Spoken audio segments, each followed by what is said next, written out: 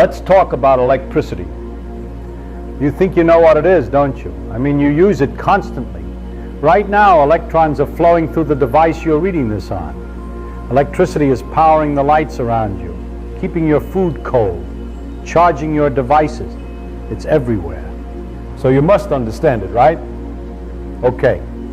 Explain it to me. What happens when you plug something in? Where does the power actually come from? What is electricity at its core? Most people say something vague. It's energy.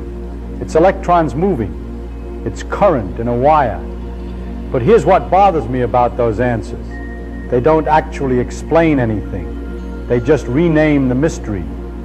Sure, electrons are moving, but why? What's pushing them? And why does that pushing create light or heat or motion? The truth is darker than you think. The thing we call electricity is deeply, profoundly weird. And the way we teach it completely hides that weirdness. We make it sound normal, predictable, safe. But once you see what's really happening, once you peek behind the curtain, you realize that we're manipulating something absolutely extraordinary, something that breaks everything you think you know about how the world operates. Let me show you what I mean. Here's an experiment, simple one. Take a piece of plastic wrap, rip off a strip. Now rub it between your hands really fast, like you're trying to warm them up. Now hold it near the back of your hand without touching. Feel that? The hairs on your arm are moving, standing up, reaching toward the plastic. You can actually feel the plastic pulling on you from a distance. Stop and think about that for a second. You rubbed plastic. That's it. No batteries, no wires, no power source, just friction. And now that plastic can reach across empty air and tug on your body. How? In your normal experience of the world, things only push or pull when they're touching. You push a chair, you touch it. You lift a book, you touch it. Forces require contact. Except here's a piece of plastic, not touching you, pulling on your arm hairs through empty space. Most people shrug. Static electricity. We learned about that in middle school. It's not important. Not important? You're looking at the force that holds every atom in your body together, the force that makes chemistry possible, the force that allows your neurons to fire, your muscles to contract, your eyes to see. You're looking at one of the four fundamental forces of the universe, demonstrating its ability to act across distance. And you think it's a parlor trick? This is the problem. We've become so familiar with electricity that we've forgotten how absolutely insane it is. Let's break down what just happened. When you rubbed that plastic, you scraped electrons off your hands and piled them onto the plastic. Just a few trillion extra electrons. And here's the thing that's going to break your brain. Those excess electrons despise each other. They push away from each other with a force so large, you literally cannot comprehend it. Let me try anyway. Take two electrons. Place them 1 centimeter apart. The electromagnetic force between them is about 10 to the 42nd power times stronger than the gravitational force between them. 10 to the 42. That's 1 followed by 42 zeros. The electromagnetic force is so incomprehensibly stronger than gravity that gravity might as well not exist. For electrons, gravity is irrelevant, meaningless.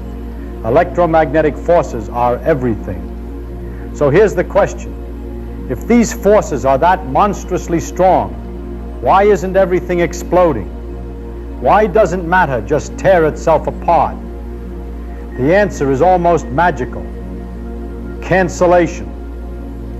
Think about what an atom actually is. At the center, you've got protons with positive charge. Around that, you've got electrons with negative charge. Positive and negative, plus and minus. And these charges follow one simple rule. Like repels like. Opposites attract. The forces are exactly equal in magnitude. The push of this changes everything about how you think about matter. Pick up a mug, hold it in your hand. What are you feeling? You think you're feeling the solidity of ceramic, physical substance. Wrong. You're feeling electromagnetic repulsion. The electrons in your hand are pushing away from the electrons in the mug with enormous force. The reason you can't push your hand through the mug is because the electromagnetic forces are so strong that the electrons refuse to overlap. Your hand never touches the mug. Not really. There's always a tiny gap between the atoms in your hand and the atoms in the mug. You're not feeling contact. You're feeling the other shoulder. If you push the person at one end, the person at the other end feels it almost immediately. Not because the first person walked down the line, but because the push was transmitted through the crowd. The push travels through the wire at nearly the speed of light. Not because individual electrons are moving fast, but because the electromagnetic force acts instantaneously across distance. That's what makes electricity useful. You can push here and something responds there almost instantly across huge distances. But where does the push come from? Let's trace it back. Your lamp connects to an outlet. The outlet connects to wires in your walls. Those connect to power lines, and those connect to a power plant. Maybe it's miles away, maybe 100 miles away. And at that power plant, something is spinning. A massive turbine weighing tons, rotating at thousands of RPM. And that spinning motion, happening miles away, is what's powering your lamp. How is that possible? The connection between that spinning turbine and your lamp is magnetism. Electricity and magnetism are the same thing.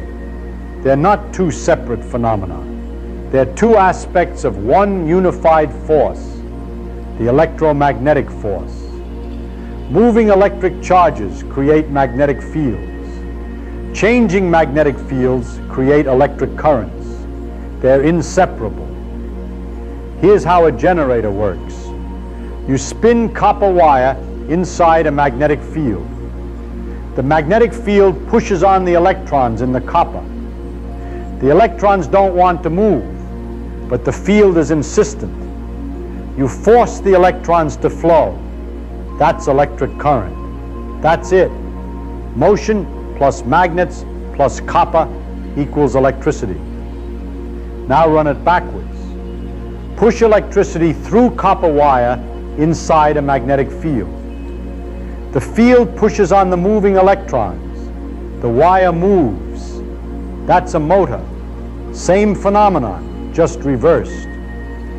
Generators turn motion into electricity. Motors turn electricity into motion. And the reason this works is because electricity and magnetism are unified. They're aspects of the same underlying force. This should seem impossible. You're telling me I can move metal in one place and other metal moves in another place with nothing physically connecting them except thin copper wire? Yes.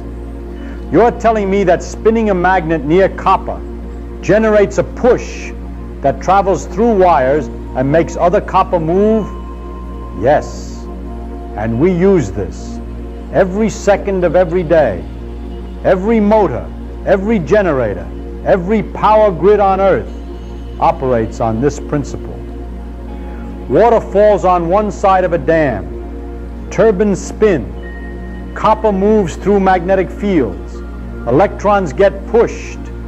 The push travels through hundreds of miles of wire at nearly light speed. It reaches your house, makes electrons move through a motor. Your fan turns on. Water falling in one place makes a motor spin in another place, miles away, connected by nothing but thin metal wire. That's insane. You don't even need permanent magnets for this to work. Take a coil of copper wire, run electricity through it, The moving electrons create a magnetic field. Now move that coil near another coil of copper. The changing magnetic field pushes on electrons in the second coil. Current flows, even though there's no physical connection. That's a transformer. That's how the power grid works. Just copper, just motion. That's all you need. Metal talking to metal across empty space using electromagnetic fields. Now here's the thing that should completely change how you see reality. I said earlier that all the forces you feel are electromagnetic. All the pushing and pulling, all the touching and pressing. But think about what that means. The normal forces, the mechanical forces you experience every day, those aren't fundamental. Those are consequences of the electromagnetic force. The electromagnetic force is the fundamental reality. Everything else is derived from it. When you push on a door, you're creating electromagnetic repulsion between electrons in your hand and electrons in the door. When you walk on the floor, you're being held up by electromagnetic repulsion between electrons in your feet and electrons in the floor. When light hits your eyes, you're detecting oscillating electromagnetic fields, causing electrons in your retina to move. It's all electromagnetic. Chemistry, electromagnetic forces between electrons in different atoms. Heat, atoms vibrating because electromagnetic forces hold them in place to do useful work. And in doing so, we completely transformed human civilization. Electricity gave us instant communication, telegraph, telephone, radio, television, internet, all electromagnetic. It gave us artificial light, cities that never sleep. It gave us motors, machines that can do work without human or animal muscle. It gave us computation, billions of tiny switches manipulating electromagnetic forces to process information. Everything, every single aspect of modern life runs on space. When you see plastic attract paper, you're seeing the fundamental force that makes chemistry possible. When you turn on a light, you're commanding electromagnetic fields that permeate all of space. When you understand that, when you really understand what's happening, everything changes. You realize the world is electric, that forces act at a distance, that solid matter is just a carefully balanced dance of repulsion and attraction. And you realize that humans figured this out. We discovered these forces.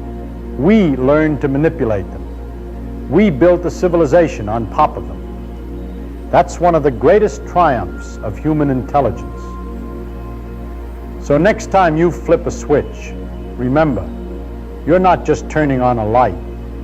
You're manipulating fundamental forces.